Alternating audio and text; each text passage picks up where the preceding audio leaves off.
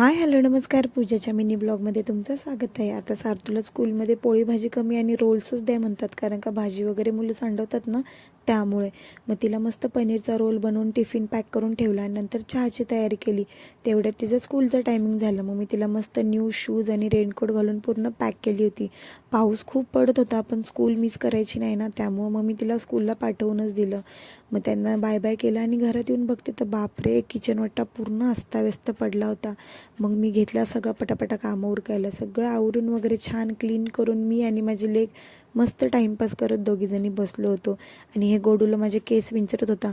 आणि आता आहे ना, हल्ली हिला तिच्या दिदीचे कपडे घालण्यात त्यांना फार मज्जा वाटते. नुसती म्हणते दिदीचेच कपडे दे, म्हणून मी ना तिला दिदीच्या आहे ना टॉप दिला होता घालायला. आणि हे पा कसा डान्स करत होता आणि किती क्यूट अशी गोडुली म्हणजे डान्स करते ना, मला तर फार लाड येतो तिच्यावर. आणि मग संध्याकाळी आम्ही मस्त आहे ना फिशचा बेत केला होता. फिश हे ना लहान मुलांसाठी चांगले असतात ना, म्हणून आमच्या घरात नेहमीच फिश असतात. असा गेला माझा दिवस. Thank you for watching. बाय.